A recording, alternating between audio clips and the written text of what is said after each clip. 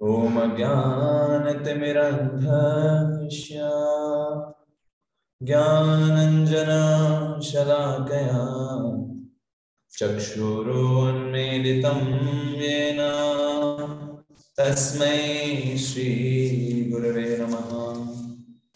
श्रीचैतन्यमनोभीष्टं स्थापितं येन भूतले स्वयं रूप कदा मह्यं ददाति स्वपदान्तिकम्। वन्देऽहं श्रीगुरो श्रीयुतपदकमलं श्रीगुरोन् वैष्णवांश्च श्रीरूपं साग्रजातं सहगणरघुनाथान्वितं तं सजीवम् साद्वैतं सावधूतं परिजनसहितं कृष्णचैतन्यदेवं श्रीराधा कृष्णपादान् सहगणललिता श्रीविशाखान्वितांश्च। हे कृष्ण करुणा सिंधो दीनबंधो जगत्पते गोपेश गोपिका कांत राधा कांत नमोस्तुते। तप्त कांचन गौरांगी राधे वृंदावनेश्वरी वृषभानुसुते देवी प्रणमामि हरिप्रिये। वाञ्छाकल्पतरुभ्यश्च कृपा सिन्धुभ्यैव च पतितानां पावनेभ्यो वैष्णवेभ्यो नमो नमः। जय श्री कृष्ण चैतन्य प्रभु नित्यानंद श्री अद्वैत गदाधर श्रीवासादि गौर भक्तवृंद। हरे कृष्णा कृष्णा कृष्णा हरे हरे हरे राम राम राम हरे हरे।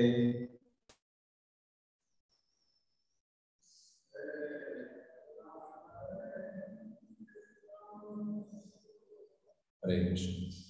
तो हम आज प्रारंभ करने जा रहे हैं भगवद गीता। सबसे पहले हम समझेंगे, सबसे प्रथम चीज जो समझेंगे वो समझेंगे पृष्ठभूमि। भगवद गीता स्टार्ट कैसे हुई, कहाँ से, सबसे पहली चीज क्यों भगवद गीता भगवान ने बोला ही क्यों, जरूरत क्या थी, है ना। तो हम थोड़ा सा इसको समझने का प्रयास करेंगे थोड़े समय में।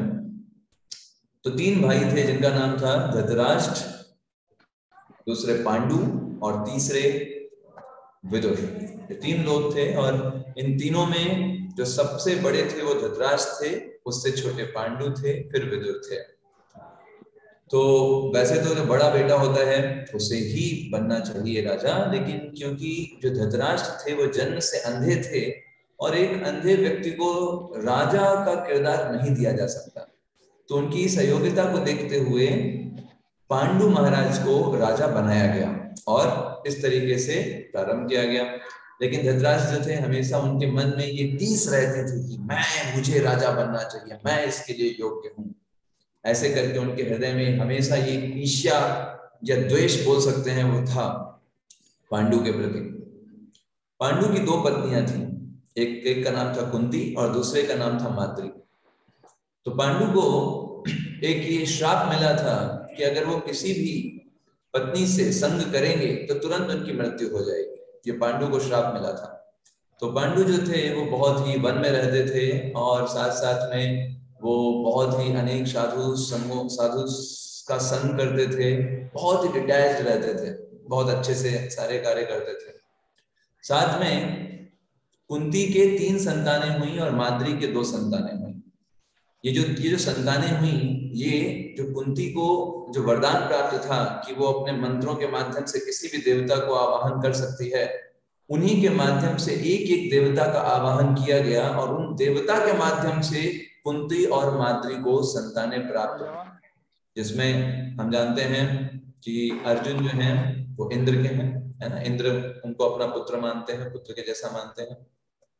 तो इस तरीके से जो म्यूट हो गया। तो कुंती के 3 संतानें कौन कौन सी हुई? अर्जुन, भीम, और तीसरे युधिष्ठिर।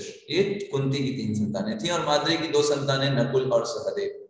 ये माद्री की 2 संतानें थी।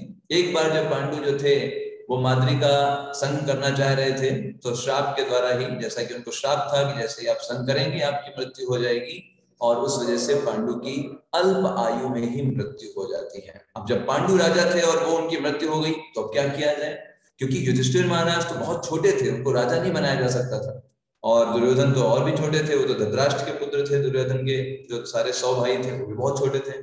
तो इसलिए जब तक युधिष्ठिर महाराज बड़े नहीं हो जाते हैं तब तक एक फिगर हेड को रखने के लिए कि हाँ भाई कोई एक राजा है, वरना अगर कोई राजा ही नहीं रहेगा तो कोई भी अटैक कर सकता है, कुछ भी नुकसान पहुंचा सकता है। तो उतने समय तक के लिए जब तक युधिष्ठिर महाराज बड़े नहीं हो जाते हैं तब तक धृतराष्ट्र को एज अ फिगर हेड बना दिया गया। जैसे कभी कोई होता है ना कि कोई स्कूल में प्रिंसिपल नहीं है, ठीक है, तो इंचार्ज प्रिंसिपल बना देते हैं कि भाई जब तक प्रिंसिपल नहीं आएगा तब तक आप इंचार्ज बन जाओ, लेकिन आप हो नहीं प्रिंसिपल। ऐसे ही धृतराष्ट्र को थोड़े समय के लिए बना दिया गया। लेकिन ये जो थे सारे के सारे कौरव है ना, ये यही सोचते थे, अरे जैसे ये जो बड़े हो जाएंगे युधिष्ठिर वगैरह, ये तो छीन लेंगे हमसे सब कुछ। और धृतराष्ट्र भी दुर्योधन से बहुत ज्यादा अटैच था, बहुत ज्यादा आसक्त था। तो धृतराष्ट्र जन्मांध तो था ही, शरीर से तो अंधा था ही, साथ साथ में वो आध्यात्मिक दृष्टि से भी अंधा था, क्योंकि वो बहुत ज्यादा आसक्त था अपने पुत्र से।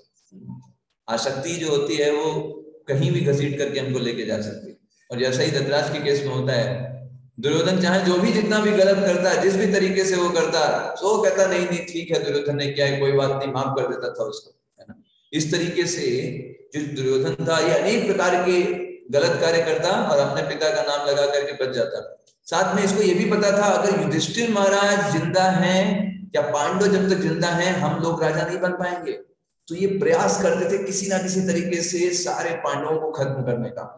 विष दिया गया पांडवों में, आपको पता है भीम को विष दिया गया, लड्डू में विष को मिला करके, खीर में विष को मिला के खिला दिया गया, और उस विष के प्रभाव से वो अचेत हो गए। उनको बांध करके फेंक दिया उनको नदी में, कौरवों ने, दुर्योधन ने मिल करके।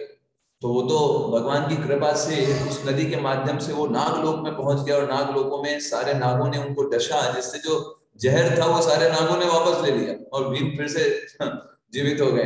और साथ में नागलोक में उनको एक ऐसा पेय पदार्थ दिया गया जिससे उनके अंदर 10,000 हाथियों का बल आ गया। पहले भीम के पास इतना बल नहीं था।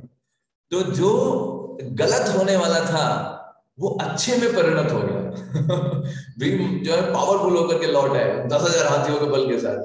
तो बताया जाता है ऐसे ही जो जीवन में बुरी परिस्थितियां होती हैं, लेकिन क्योंकि व्यक्ति भगवान के शरणागत है, वो बुरी परिस्थितियां भी अच्छी परिस्थितियों में बदल जाती हैं, है ना। वो सोच रहा था कि भीम को मार डालेंगे और उल्टा भीम 10,000 हाथियों के बल के साथ वापस लौट आए। तो ऐसे अनेक कार्य किए। उसने लाक्षागृह बनवाया और कहा आप लोग वहां जाइए, आपके लिए बढ़िया घर बनवाया है। और भगवान के ही भक्त विदुर महाराज हैं, विदुर जी ने उन पांडवों को बोला देखो ये लाक्षागृह जा रहे हो, उन्होंने एक संकेत में बता दिया कि ये लाक्षागृह किस तरीके से बनाया गया है, तुम लोग अपनी व्यवस्था पहले ही कर लो। विदुर ने पहले ही सुरंग बनवा दिया था पांडवों को भाग निकलने के लिए, जब लाक्षागृह बनवाया जा रहा था तो। और पांडव उस सुरंग से निकल गए तो बच गए, वरना वो तो वहीं पे उनको जला करके मारना चाहते थे। तो दुर्योधन पूरी तरीके से मेंटालिटी रखता था किसी तरीके से इन पांडवों को नुकसान पहुंचा करके या इनको मार डाला जाए, यही उसकी चेतना चलती रहती थी। और इस कारण से उसने लास्ट में द्युत कीड़ा में बुलाया युधिष्ठिर महाराज को एज अ राजा।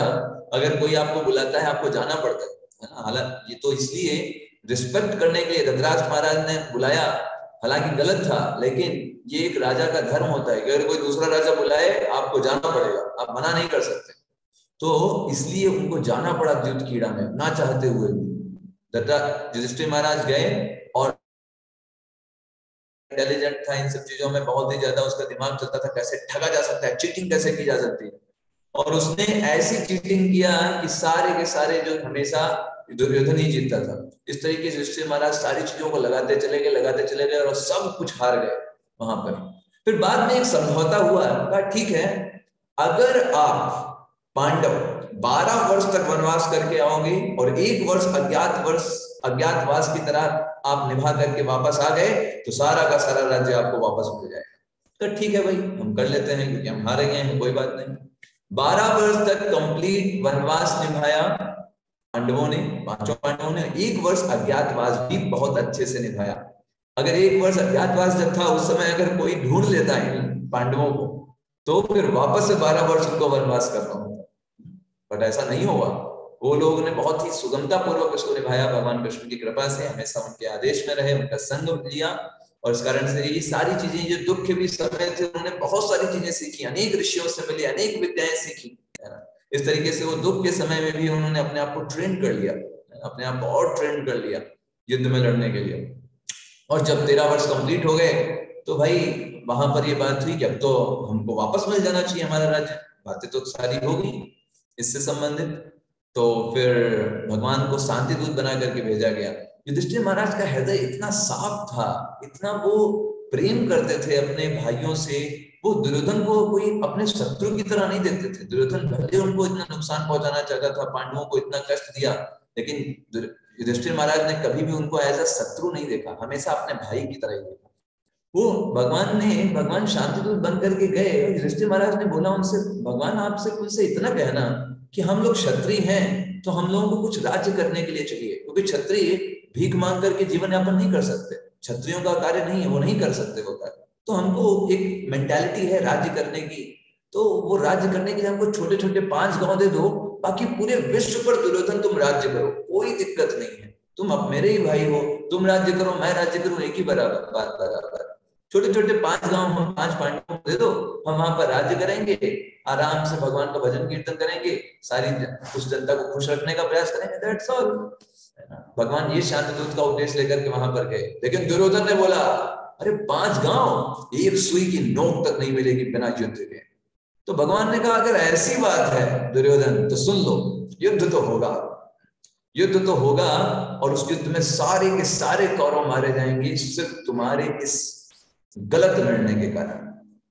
तो ऐसा कह करके भगवान वहां से चले जाते हैं, और फिर ये अवश्य संभावी हो जाता है कि महाभारत का युद्ध होगा, और वो दिन आ जाता है जब दोनों तरफ वो सेनाएं जो हैं वो जुटी हुई हैं, है ना।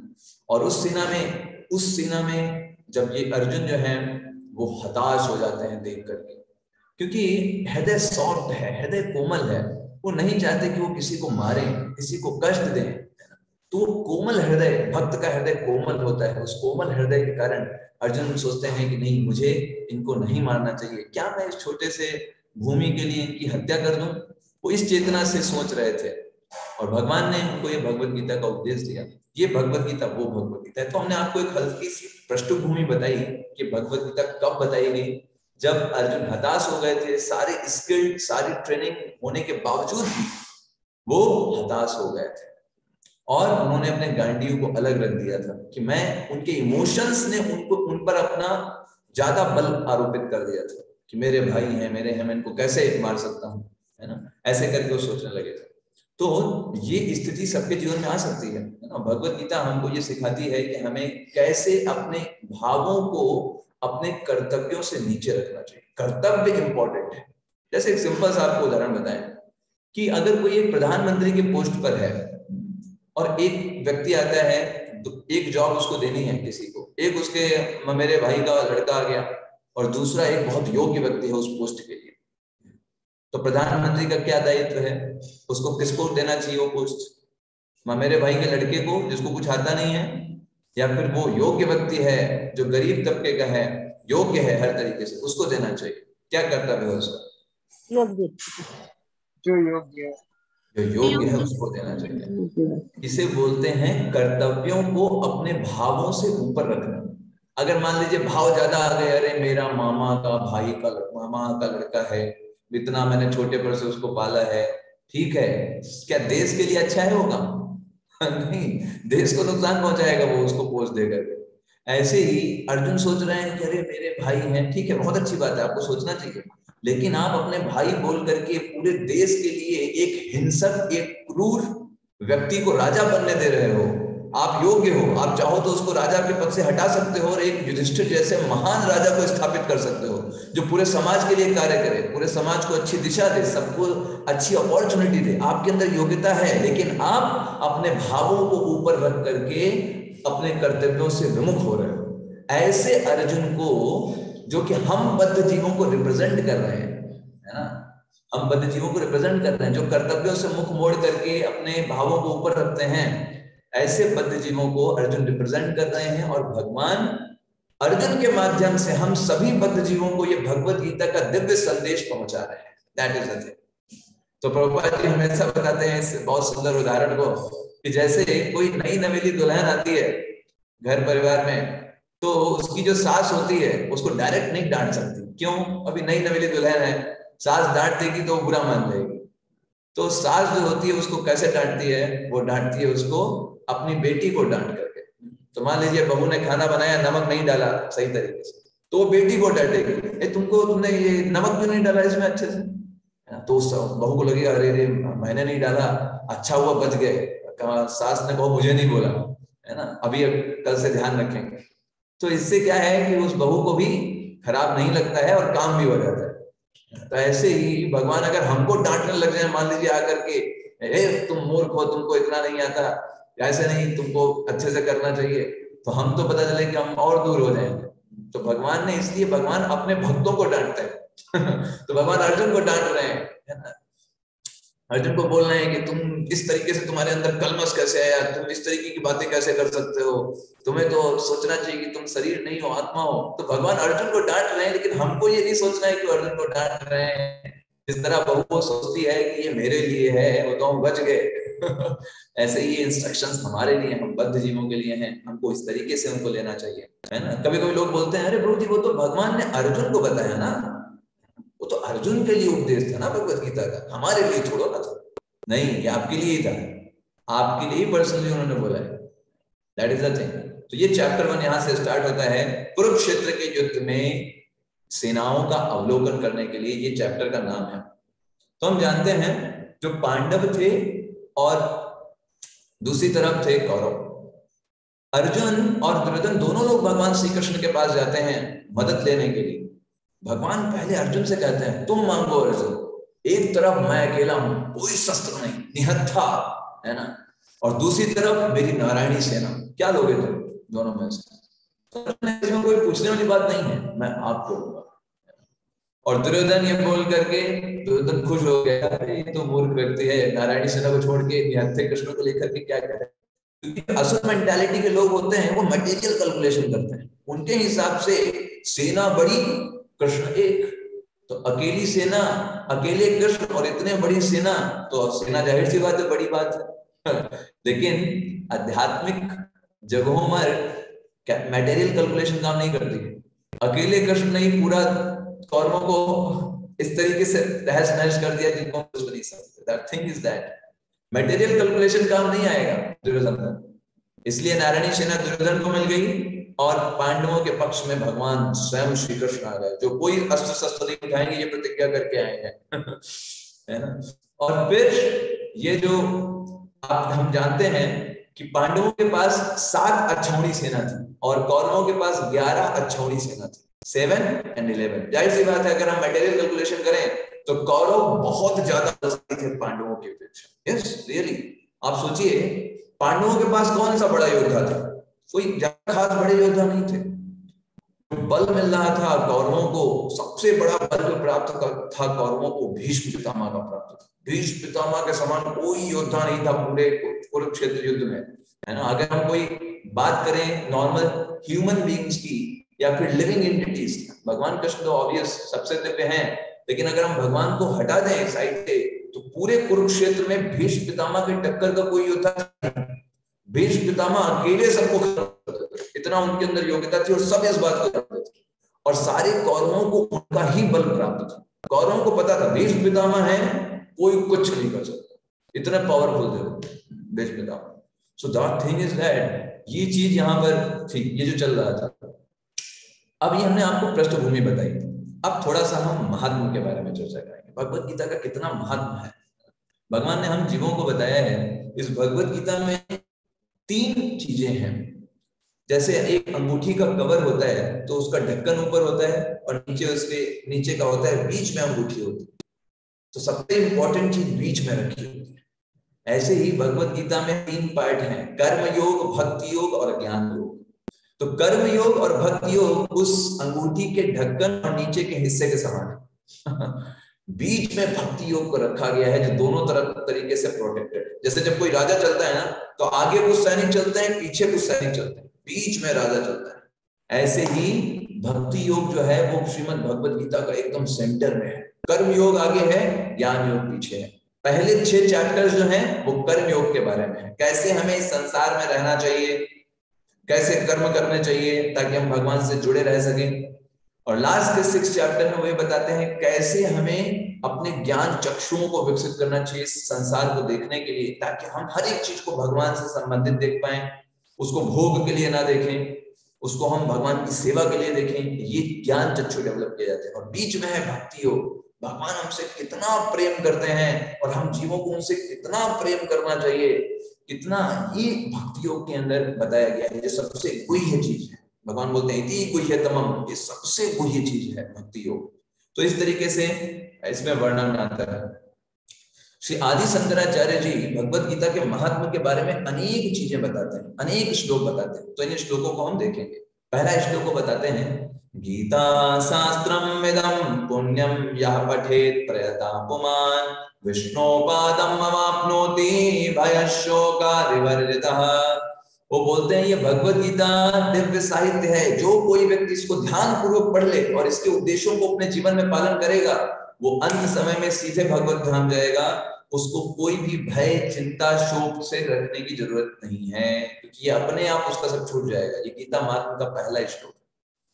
दूसरे श्लोक में बोलते हैं शंकराचार्य जी, गीताध्ययनशीलस्य प्राणायामा परस्य च नैव शान्ति पापानि पूर्वजन्म कृतानि च।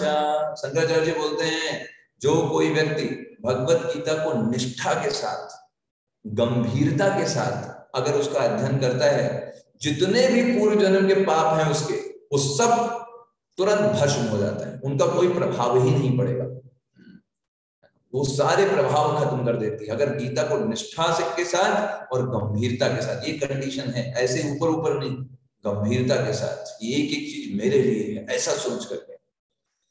और ये बहुत फेमस श्लोक गीता महात्म 3, मलिने मोचनम पुंसाम, शरीर गंदा हो जाता है, जल स्नाने दिने दिने, प्रत्येक दिन हम जल स्नान करते हैं। क्यों भाई, शरीर गंदा हो गया इसलिए स्नान करते हैं। सकद गीता अमृत स्नानम, ये जो गीता है ये अमृत का स्नान, शरीर को साफ करने के लिए जल का स्नान करते हैं। लेकिन संसार मलनाशनम, संसार का अगर मल आपको खत्म करना है, जन्म मृत्यु जरा व्याधि जो चक्र चल रहा है ये मल है, काम क्रोध मद लोभ मोह मत्सर, ये 6 प्रकार के मल हैं, तो संसार मल बोलते हैं। अगर इन मलों को खत्म करना है तो उसके लिए गीता है। शरीर को स्वच्छ करने के लिए आप पानी यूज करो, उसके लिए आप प्रत्येक दिन स्नान करते हो, लेकिन अगर संसार के मलों को खत्म करना है तो इस भगवत गीता रूपी अमृत में स्नान करो, ये तुम्हारे संसार के मल को नष्ट कर देगा। और बोलते हैं गीता सुगीता कर्तव्या किम मन्यो शास्त्र विस्तरे। अरे गीता पढ़ रहे हो, दूसरे शास्त्र की जरूरत क्या है? गीता अपने आप में कंप्लीट है। या स्वयं पद्मनाभस्य मुखपत्नाद्विषता, ये स्वयं भगवान श्री कृष्ण ने बोला है और कोई शास्त्र की जरूरत ही नहीं। अगर कोई व्यक्ति गीता कंप्लीट अच्छे से पढ़ लेता है, कोई भी और शास्त्र की जरूरत नहीं, ये अपने आप में कंप्लीट है। स्वयं भगवान श्री कृष्ण ने बोला है, कोई इसमें ये नहीं कि उन्होंने बोला, स्वयं भगवान जो सब कुछ बनाए हैं उन्होंने डायरेक्टली बोला है इस बात इसको, इसलिए इसका महत्व बहुत ज्यादा बढ़ जाता है ना। अगले में बोलते हैं भारतामृत सर्वस्वम विष्णु वक्त्राद्वीन सतम गीता गंगोदकम पित्वा पुनर्जन्म न विद्यते। 3 चीजें बताई जाती हैं, अगर हम फॉलो करें तो हमारा सब कुछ चीजें अलाइंड हो जाएंगी। अगर हम प्रत्येक दिन थोड़ा थोड़ा गंगा जल का पान करते रहें, प्रत्येक दिन भगवत गीता पढ़ते रहें, प्रत्येक दिन भगवान कृष्ण की कथाओं को सुनते रहें, थोड़ा थोड़ा सुनते रहें, अगर प्रत्येक दिन हम ये करते रहेंगे तो अंत में हम भगवान को प्राप्त कर जाएंगे, ऐसा शास्त्र बताते हैं। पुनर्जन्म नहीं होगा। ये भी बहुत फेमस गीता महात्म के बारे में है। सर्वोपनिषदो गावो, अगर सारे उपनिषदों को हम मान लें कि एक गाय है, दोग्धा गोपाल नंदना, तो उस गाय को दुहने वाले भगवान श्री कृष्ण है। सारे उपनिषदों रूपी गाय को भगवान कृष्ण दुह रहे हैं। अच्छा, पार्थो वत्स, पार्थ मतलब अर्जुन जो है वो वत्स है, मतलब बछड़ा है, उनका मुख लगा करके भगवान जो जो जो होते हैं, जो दूहते हैं, जो ग्वाले होते हैं, तो पहले बछड़े का मुख लगाते हैं और फिर उसको हटा करके फिर धोते हैं। तो बाकी का दूध कौन पिएगा? दुग्धम गीतामृतम सुहर, वो जो दूध है वो हम लोगों के लिए। अर्जुन का तो सिंपल बस एक मुख लगा दिया बछड़े के रूप में, बाकी सारा दूध कौन पी रहा है? हम सब लोग पी रहे हैं वो दूध। वो दूध क्या है? उस गाय रूपी उपनिषद का सारा सार है। जैसे मैं पूछूं गाय का सार क्या है? गाय सबसे गाय से हम क्या चीज को प्राप्त करते हैं? तो वह दूध है। तो ऐसे ही सारे उपनिषदों से जो सबसे महत्वपूर्ण चीजें हो सकती हैं, भगवान ने उसको गीता ग्रंथ में दुह करके हम सब के लिए दिया हुआ है। सो कितना इंपॉर्टेंट टास्क है ना हमारे लिए। और आगे सत्याचार्य बोलते हैं 7वें नंबर पे, एकम शास्त्रम देवकी पुत्र गीतम एको देवो देवकी पुत्र एव। अरे एक शास्त्र पढ़ो बस, देवकी पुत्र गीता, भगवान कृष्ण की गीता पढ़ो, देवकी के पुत्र है बस। एको देवा देवकी पुत्र एव, एक भगवान का, एक देवता की पूजा करो, भगवान श्री कृष्ण कंप्लीट जड़ प्रत्येक चीज के। एको मंत्रस्य नामानि यानि, एक मंत्र जप करो, हरे कृष्णा कृष्णा कृष्णा हरे हरे, हरे राम राम राम हरे हरे। कर्माप्य एकम तस्य देवस्य सेवा, और एक ही काम करो, उसी भगवान की सेवा करो, भगवान की प्रसन्नता के लिए काम करो। ये सब एक करो, ज्यादा जगहों पर अपनी बुद्धि को डिस्ट्रीब्यूट मत करो। एक ही, और एक शास्त्र, एक भगवान, एक मंत्र और एक सेवा, बस दैट्स द थिंग। तो भगवान श्री कृष्ण ने बहुत प्रेम पूर्वक अर्जुन को ये भगवत गीता का उपदेश सुनाया, एक गुरु के रूप में, एक शिक्षक के रूप में, जो अपने स्टूडेंट्स को, अपने शिष्यों को गाइड करते हैं, मोटिवेट करते हैं, और उनसे वो कार्य करवाते हैं जो वो ये सोच रहे होते हैं कि वो नहीं कर पाएंगे। तो ये एक अच्छे शिक्षक का लक्षण यहाँ पर होता है, हम देखते हैं। तो ये अब हम पढ़ेंगे हमारे पहले अध्याय का पहला श्लोक, जो कि आज का हमारा विषय। हमने आपसे पहले पृष्ठभूमि से चर्चा की, फिर उसके बाद हमने आपको महात्मा के बारे में थोड़ा चर्चा किया। अब हम आते हैं भगवत गीता का पहला अध्याय, पहला श्लोक। धृतराष्ट्रवाच धर्म क्षेत्रे कुरुक्षेत्रे संवेदायुत्सवः मामकः पांडवश्चैव किम अकुर्वत संजयः। धृतराष्ट्रवाच, धृतराष्ट्र नाम से ही इसका क्या है? अपने राष्ट्र से बहुत ज्यादा अटैच्ड, ऐसे व्यक्ति जो बहुत ज्यादा अहम ममैती, मैं मेरा इसके ऊपर नहीं देख सकते। उनकी पूरी दुनिया उनकी इसी हिसाब से चलती है कि मेरा इसमें क्या है। ये मेंटालिटी के लोग धृतराष्ट्र मेंटालिटी के लोग होते हैं। उनके लिए हर एक चीज बढ़िया हो जाती है। क्यों बढ़िया है वो? क्योंकि वो उसको फॉलो करते हैं, इसलिए बढ़िया है। जैसे वो कहेंगे कि भाई जो शहर है ना, शहरों में लखनऊ सबसे अच्छा शहर है। उनसे पूछेंगे भाई ऐसा क्यों? हम रहते हैं ना लखनऊ में, हम लखनऊ में रहते हैं इसलिए लखनऊ सबसे अच्छा शहर है। उत्तर प्रदेश सबसे बढ़िया प्रदेश है। क्यों उत्तर प्रदेश क्यों बढ़िया है? क्योंकि हम रहते हैं। भारत सबसे अच्छा देश है। क्यों भारत सबसे अच्छा देश है भाई? बाकी भी तो देश है नहीं, क्योंकि हम भारत में रहते हैं इसलिए भारत सबसे अच्छा देश है ना। तो इनका सारा का सारा प्रिंसिपल कैसे चलता है? जो वो कर रहे हैं वो सबसे बढ़िया है, जहां वो रह रहे हैं वो सबसे बढ़िया है, वो धर्म सबसे अच्छा है जिसमें वो है, वो जाति सबसे अच्छी है जिसमें वो है, ठीक है, वो वर्ण सबसे अच्छा है जिसमें वो है। वो सब कुछ को अपने रिस्पेक्ट में देखते हैं। ऐसे मेंटालिटी के लोगों को बोलते हैं धृतराष्ट्र। वो परम स्थिति में नहीं जाके देख पाते, वो परम स्थिति जाके देख नहीं पाएंगे कौन अच्छा है, क्या सही है, क्या गलत है। वो ये देखेंगे हम कर रहे हैं इसलिए सही है। जैसे धृतराष्ट्र क्या देखते थे? दुर्योधन ने किया ना, बस ठीक है। क्या किया भाई? वो बस गलत तरीके से धन संचय कर रहा है ना, गलत तरीके से राज्य कर रहा है ना, ठीक है, अपना बेटा है, सही है। और ये वास्तव में यही सत्यता है। जिस व्यक्ति से आप आसक्त हो जाते हो ना, आप उसकी बुराइयां नहीं देख सकते। This is a principle. जिस व्यक्ति से आप आसक्त हो गए ना, वो व्यक्ति गलती भी करेगा ना, आप देख नहीं पाओगे। जैसे एक माता होती है, जनरली देखा जाता है, बच्चा शैतानी करेगा, उसका शैतानी करके आया, दूसरे के बच्चे को मार करके आया, ठीक है, वो उसके पास शिकायत भी आई कि आपका बच्चा मारने आया, वो बोले कि हमारा बच्चा मार नहीं सकता। हम क्या देखते नहीं, हमारे बच्चे से आप हमको ज्यादा, हमसे अच्छे जानते हो क्या बच्चे को? आपका बच्चा खुद ही करता होगा ऐसा। वो अपने बच्चे के बारे में सोच ही नहीं पाते, आसक्ति के कारण। धृतराष्ट्र भी इसी आसक्ति को रिप्रेजेंट करते हैं। अपने दुर्योधन में कोई बुराई नहीं देख पाते, इसलिए वो ये क्या पूछ रहे हैं, धर्म क्षेत्रे कुरुक्षेत्रे, जो धर्म क्षेत्र है कुरुक्षेत्र है ना, वहां पर समवेता जो एकत्रित हुए, युयुत्सवा, युयुत्सवा का मतलब होता है युद्ध करने की इच्छा से जो लोग एकत्र हुए, वहां पर मामका मतलब मेरे पुत्रों ने, और पांडवाश्चैव, पांडु के पुत्रों ने। देखिए तुरंत डिस्टिंग्विश कर दिया, मेरे और पांडु के पुत्र। वो चाहे तो बोल सकते थे कि हम पूरा एक वंश हैं, हम मेरे पुत्रों ने क्या किया, ये भी बोल सकते थे, क्योंकि क्या पांडु उनके भाई नहीं थे क्या? भाई के लड़के अब पुत्र नहीं होते क्या? अब जब कोई भाई नहीं रहा है, पांडु खत्म हो गए हैं, तो उनके पुत्रों को भी अपना पुत्र मानना चाहिए कि नहीं?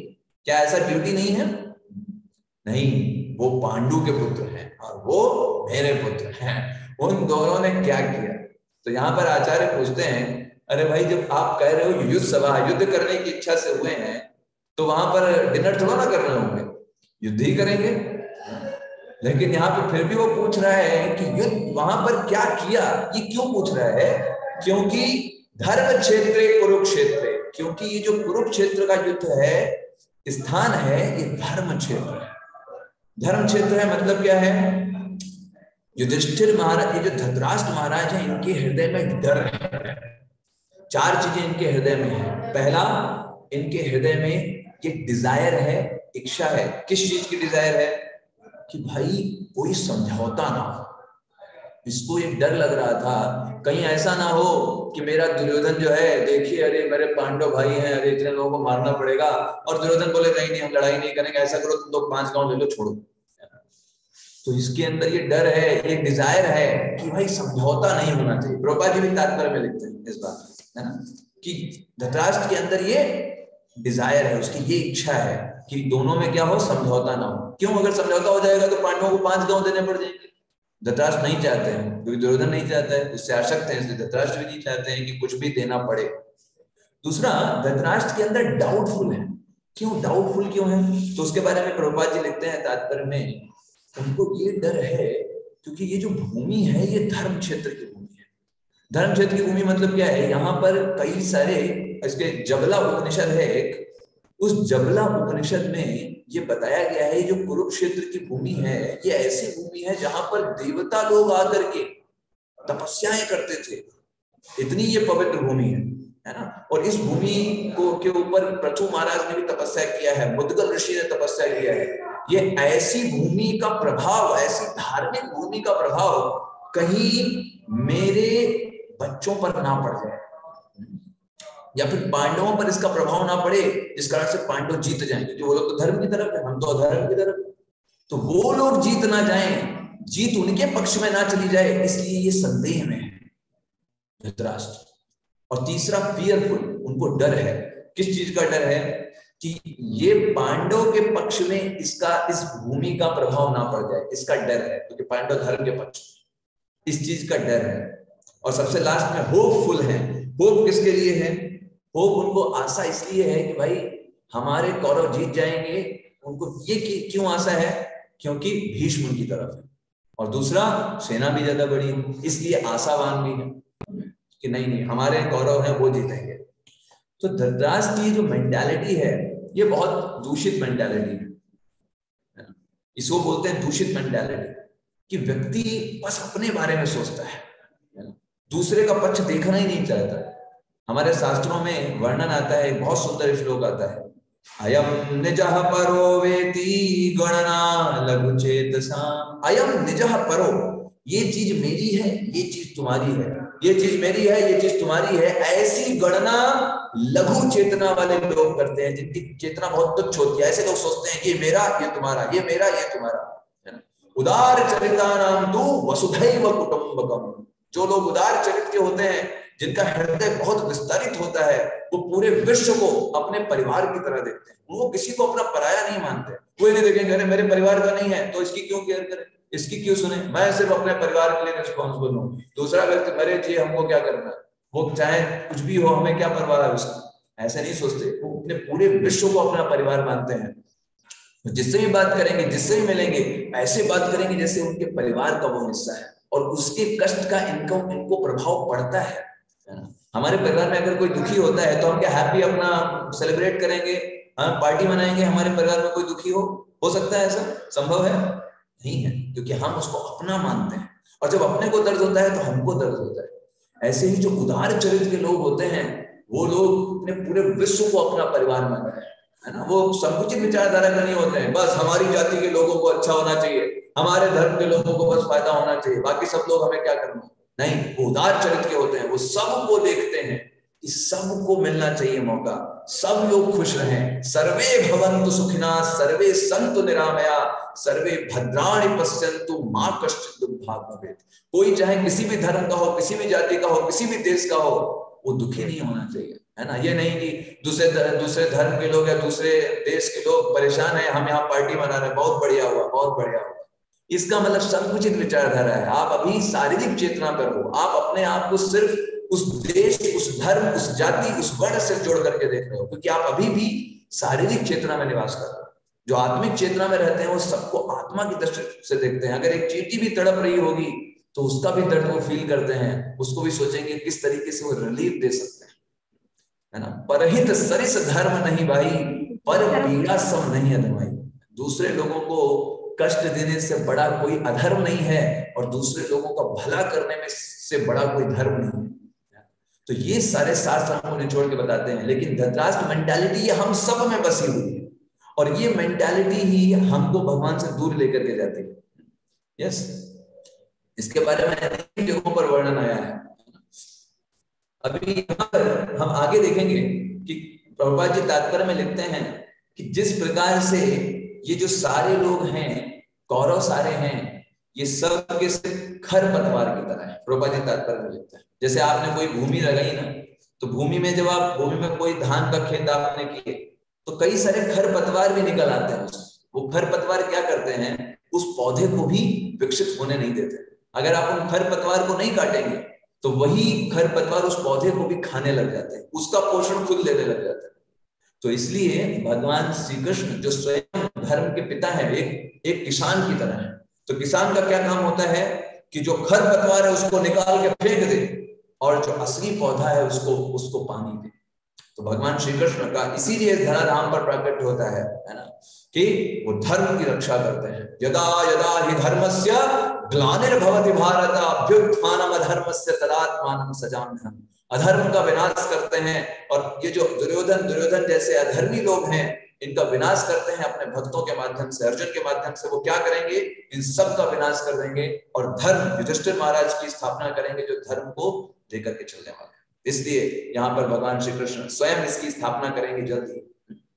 तो कुरुक्षेत्र आप देखिए, बस हम इसी के बारे में आपसे चर्चा करके आज के सेशन को एंड करेंगे कि मैं और हम की विचारधारा कितनी खतरनाक है ना। एक प्रसंग है जब कंस जो होता है अपनी बहन देवकी को स्वयं ड्राइवर बन करके जा रहा है, पूरे संसार के सामने क्या दिखा रहा है, देखो मैं अपनी बहन से कितना प्रेम करता हूं, कि उसको जब वो ससुराल जा रही है तो मैं स्वयं ड्राइवर बन करके जा रहा हूं, कितना देखो, सब लोग देख लो मैं कितना अपनी बहन से प्रेम करता हूं। क्यों? यहाँ पर वो अपने आप को जोड़ करके देख रहा है। लेकिन जैसे ही ये भविष्यवाणी होती है कि भाई क्या हुआ, आज देवकी का जिसको तुम इतना बहन मान रहे हो, बड़ा प्रेम दिखा रहे हो, इसी देवकी के गर्भ में जो 8वां पुत्र होगा वो तुम्हारा काल होगा। जैसे ये बात कंस के कानों में सुनाई देती है, तुरंत वो उसकी जो मैं कॉन्शियसनेस होती है, मुझे नुकसान हो रहा है क्या, मुझे नुकसान हो रहा है, तो चाहे वो कोई भी हो, चाहे वो स्वयं की बहन ही क्यों ना हो, हम नहीं छोड़ने वाले। और तुरंत वो क्या करता है, तुरंत देवकी के बाल पकड़ के नीचे घसीट देता है, कहता है ये मुझे मार सकती है। तुरंत ही देखिए उसका सारा प्रेम छू मंतर हो गया। क्योंकि ऐसे मेंटालिटी के लोग जो प्रेम दिखाएंगे तो उस पर भरोसा नहीं किया जा सकता। शास्त्र बताते हैं कोई असुर मेंटालिटी या भगवान का कोई डिवोटी नहीं है, और ऐसा व्यक्ति अगर प्रेम कर भी रहा है तो उसके प्रेम का कोई भरोसा नहीं। तब उसका प्रेम आपकी शत्रुता में बदल जाए, आप सोच भी नहीं सकते। कंस इसके सामने उदाहरण है। आप देखिए कितना अच्छे से प्रेम कर रहा था, लेकिन जैसे ही उसको पता चला कि मुझको नुकसान हो सकता है, तुरंत उसने ये नहीं सोचा कि देवकी का अभी अभी विवाह हुआ है, युवती है, स्त्री है, नहीं हाथ उठाना चाहिए, तुरंत तलवार उठा के मारने जा रहा है। वो तो वसुदेव जी ने बहुत सारी तकनीक लगा करके सब समझाया कंस को, उसकी बातों में कंस आया, तब उसने छोड़ दिया, है ना। तब ये हुआ, तब वसुदेव जी ने बहुत अच्छे से समझाया कि छोड़ दो, ये नहीं करना चाहिए तुमको, तुमको शोभा नहीं देता है, तुम एक राजा हो, अबला स्त्री को मार करके कौन सी अपनी वीरता को सिद्ध कर रहे हो। और जहां तक बात रही 8वें पुत्र की, तो 8वां पुत्र तो बाद की बात है, और मैं तुमको वचन देता हूं कि सारे के सारे पुत्र तुमको वापस करूंगा। तब कंस ने छोड़ा। ऐसे ही शास्त्रों में उदाहरण आता है, दुर्योधन ने अपने स्वयं के चाचा विदुर को भगा दिया, बेइज्जत करके भगा दिया सभा से, निकल जाओ यहां से, तुम्हारे जैसे लोगों की जरूरत नहीं है। सबके सामने बेइज्जत करके भगा दिया। क्यों? क्योंकि विदुर महाराज उनको ये समझा रहे थे, दुर्योधन तुम गलत कर रहे हो, ये नहीं करना चाहिए तुमको। मैं कॉन्शियसनेस में बात आई कि मुझको क्यों कोई गलत बोल रहा है, मैं तो अपने सारे संबंधों को भूल गया। That's the thing. ऐसे ही ध्रुव महाराज के बारे में आता है। ध्रुव महाराज के जो माता हैं सुनीति, और उनकी जो हम बोल सकते हैं उत्तानपाद राजा की 2 पत्नियां थी, सुनीति और सुरुचि। दोनों ही पत्नियां में सुरुचि जो है वो जो बहुत ही ज्यादा कठोर लेकिन सुंदर बहुत थे, और सुनीति सुंदर नहीं थे लेकिन बहुत ही अच्छे थे। इन दोनों में हम देखते हैं जो सुरुचि है वो ध्रुव महाराज को बोल देती है, नहीं तुम उत्तानपाद की गोदी में नहीं बैठ सकते, क्योंकि तुमने मेरे गर्भ से जन्म नहीं लिया है, वही मैं कॉन्शियसनेस, मेरे गर्भ से तुमको जन्म लेना पड़ेगा अगर तुम्हें उत्तानपाद की गोदी में बैठना है तो। सी, ये कोई बात होती है? वो भी उत्तानपाद का ही पुत्र है, लेकिन ये क्या बोल रही है, तुम योग्य नहीं हो, क्योंकि मैं सुंदर हूं और मेरे गर्भ से तुमको जन्म लेना पड़ेगा अगर तुमको राजा बनना है तो। ये भी मैं कॉन्शियसनेस। ऐसे ही सेम कॉन्शियसनेस देखते हैं कैकेयी भगवान राम को बहुत प्रेम करती थी, है ना, अपने पुत्र भरत से भी ज्यादा उनको प्रेम करती थी, लेकिन मंथरा की बातों में आकर के मंथरा ने उसको समझाया, तुम्हारा पुत्र, तुम्हारे पुत्र को नुकसान हो रहा है, तुमको ठगा जा रहा है, तुम्हारे साथ नुकसान हो रहा है। ऐसे ही समाज में कई बार हमको भी ऐसे ही बताया जाता है, ये तुम्हारे साथ गलत हो रहा है, ये तुम्हारे साथ। समाज के लोग भरते हैं, वास्तव में ऐसा कुछ हो नहीं रहा होता है, लेकिन हमारे कानों में हमको भर दिया जाता है।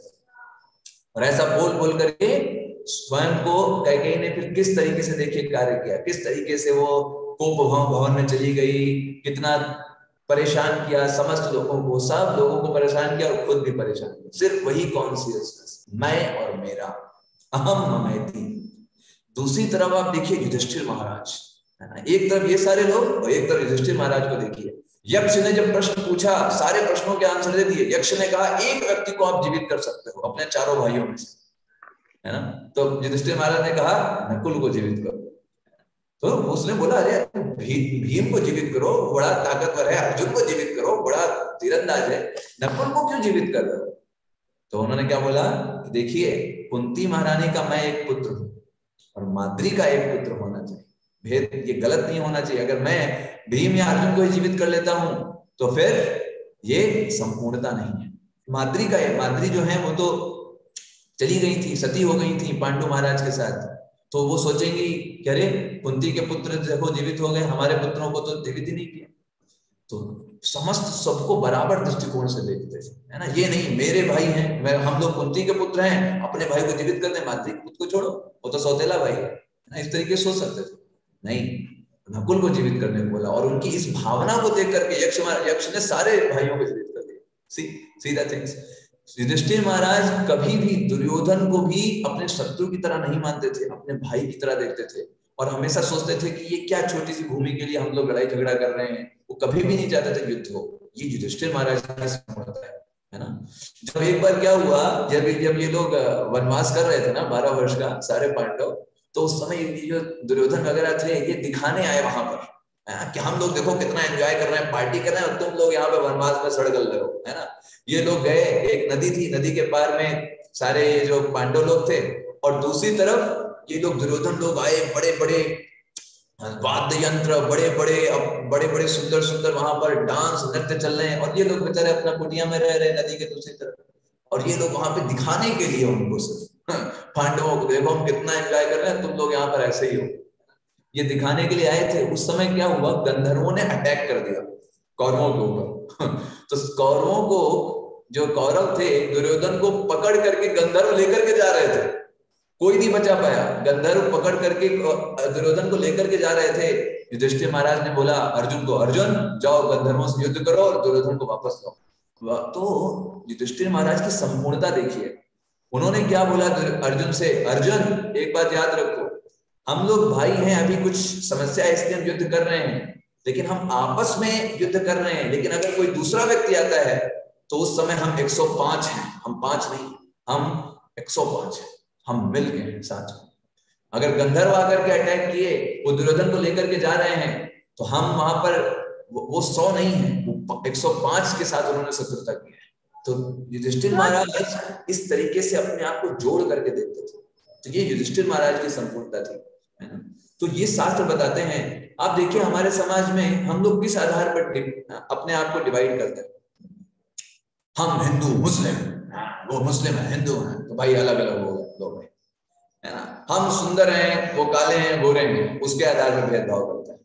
हम गरीब हैं, वो अमीर हैं, इस आधार पर भेदभाव करते हैं, है ना। हम बड़े एजुकेटेड हैं, हमने बहुत बढ़िया बड़े स्कूल से पढ़ाई लिखाई कर लिया है, दूसरा व्यक्ति पढ़ाई लिखाई नहीं कर पाया इसलिए उसको हम अहमियत नहीं देते, है ना। या फिर हम बहुत सुंदर हैं, दूसरा व्यक्ति सुंदर नहीं है तो उसको हम अहमियत नहीं देते। लेकिन ये सारी चीजें जो हैं ये शारीरिक चेतना के ऊपर है। जितना आप इन चीजों के ऊपर फोकस करोगे, आप उतना अधिक शारीरिक चेतना में प्रवेश करते चले जाओगे। आप हेट करोगे दूसरे व्यक्ति से, क्यों? क्योंकि वो आपकी चीजों को फॉलो नहीं कर रहा है। आप काले व्यक्ति से क्यों हेट करते हो? क्योंकि वो व्यक्ति गोरा नहीं है आपकी तरह। आप दूसरे धर्म के पीपल से क्यों हेट करते हो? क्योंकि वो आपके धर्म में पैदा नहीं हुआ, वो तो उसकी गलती नहीं है, वो आपके धर्म में पैदा नहीं हुआ। So you cannot head on that basis. Yes, that's the thing. So हमको जोड़ता क्या है? ये सब चीजें हमको डिवाइड करती हैं। जितना हम इन चीजों को सोचेंगे हम अलग होते जाएंगे एक दूसरे से। हमको जोड़ती क्या है? देखिए, कृष्ण भावना में तुमको जोड़ती है। कृष्ण भावना में कोई ऐसा व्यक्ति नहीं है जो जिस देश से वो है, सब लोग भगवान कृष्ण की भक्ति कर रहे हैं और सबका काम यही है भगवान की प्रसन्नता के लिए कार्य करना। इवन यहाँ तक कि कई सारी मुस्लिम कंट्रीज में भी इस्कॉन के गुरुकुल्स हैं, वहां पर लोग वेद शास्त्र पढ़ रहे हैं, जब उनको सही तरीके से ट्रेन किया जा रहा है ना, वहां पे ट्रेनिंग दी जा रही है सही तरीके से, वहां भी वो कर रहे हैं कार्य। So that is the thing. अगर हम इस तरीके से जाति धर्म भेदभाव देखेंगे तो फिर हम सही तरीके से उनको ट्रीट नहीं कर पाएंगे। आप देखिए, पीपल पूरे इतने सारे देशों से इस्कॉन से कनेक्टेड है, हर देश में इस्कॉन के सेंटर्स है ना। प्रभुपाद जी ने इस तरीके का बनाया है इसको अच्छे तरीके से। अगर आप सोचिए प्रभुपाद जी भी ऐसे ही भेदभाव करते तो हम लोग अभी ये नहीं कर रहे होते, पढ़ नहीं रहे होते। प्रभुपाद जी अगर सोचते अरे ठीक है अपने इंडिया में प्रचार कर देते हैं बस, है ना, क्या करना, क्यों विदेश जाएं, क्यों अमेरिका में जाएं, क्या फर्क पड़ता है, अपने इंडिया में प्रचार करें बस। प्रभुपाद जी ने इन सब चीजों से ऊपर उठ करके आत्मिक दृष्टिकोण से देखा। उन्होंने देखा कि ये लोग भले ही आध्यात्मिक आधुनिक दुनिया में अपने आप को बहुत सुखी मान रहे हैं, सुखी कोई नहीं, सब फ्रस्ट्रेटेड है। सब लोग सिर्फ बहुत तेज चलने को सोच रहे हैं और सब तेज चल के नरक में जा रहे हैं। बस उनको कुछ नहीं पता है कहाँ से आए हैं, कहाँ को जा रहे हैं। बस बड़ी बड़ी बिल्डिंग बना लिया है, उससे कूद करके सुसाइड कर रहे हैं, बस यही उनका चल रहा है।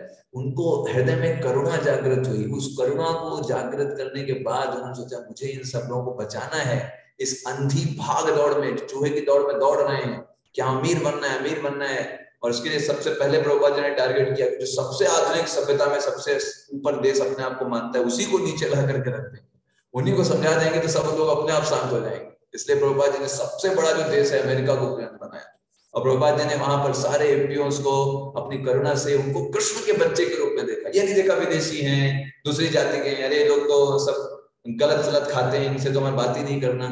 जनरली व्यक्ति ऐसे ही सोचते हैं। उन्होंने ये नहीं देखा, उनको माना ये सब लोग भगवान कृष्ण के बच्चे हैं और ये मेरा दायित्व है इनको भगवान कृष्ण की ओर मोड़े, है ना। हमारे धर्म के नहीं है तो क्या हुआ, हमारे देश के नहीं है तो क्या हुआ, भगवान कृष्ण के हैं। और भगवान कृष्ण भगवत गीता में बोलते हैं अहम बीजानाम, मैं सबका पिता। 4वें अध्याय के 4थे श्लोक में भगवान बोलते हैं सर्व योनिषु कौन्तेय मूर्तया संभवन्त्या तासम ब्रह्म महद योनिर अहम बीज प्रदापिता। मैं सबका पिता हूं, चाहे जितनी योनियां हैं, चाहे जितने, भगवान ने तो नहीं बोला कि अहम इंडिया नाम सर्व योनिषु पिता। भगवान ने तो नहीं बोला कि मैं सिर्फ इंडिया के ही लोगों का पिता हूँ। भगवान ने बोला सर्व योनिषु कौन्तेय, सभी योनियों के पिता है। प्रभुपाद जी उस विचारधारा के थे। इसे बोलते हैं उदार चरिता नाम, इन्हें बोलते हैं उदार चरिता नाम। वो बस सीमित दृष्टिकोण नहीं रखते अपना, अपनी जाति, अपना धर्म, अपना देश, अपना घर परिवार, उनके लिए पूरा विश्व का परिवार होता है और वो सबके दर्द को फील करते हैं, सबकी खुशियों में खुशी मनाते हैं। और ऐसा जब चरित्र विकास कर लेता है तो तुलसीदास जी रामचरितमानस में लिखते हैं, ऐसा व्यक्ति हर एक व्यक्ति में अपने भगवान का दर्शन करता है। वो किसी से विरोध नहीं कर सकता, किससे लड़ाई करेगा बताइए? वो हर एक व्यक्ति में सीताराम को देख रहा है, उनकी शक्ति को अनुभव कर रहा है। वो किसी से लड़ाई कैसे कर सकता है, किसी से विरोध कैसे कर सकता है ना? वो तो इतना विनम्र होता है, सब में भगवान का दर्शन और हर प्रत्येक परिस्थिति में भगवान के हाथ को देखता है और इस प्रकार से वो 24 घंटे कृष्ण भावनामृत रहता है। हर एक चीज में वो भगवान की शक्ति का अनुभव करता है और ये अहम ममैती से निकल पाता है ना? इस जो गहरा कुंड है इससे निकल पाता है। तो इसलिए हम यहाँ पे एंड करेंगे। आज पहला दिन था और 3 टॉपिक भी थे, थोड़ा सा आज एक्सटेंड हो गया 7 मिनट्स लगभग, कोई बात नहीं। आपके जो प्रश्न हैं आप इनको बाद में डिस्कशन भी स्टार्ट कर सकते हैं वाइज एप्लीकेशन पर, आप वहां पर भी प्रश्न पूछ सकते हैं इससे। और अगर नहीं है तो आप कमेंट्स में भी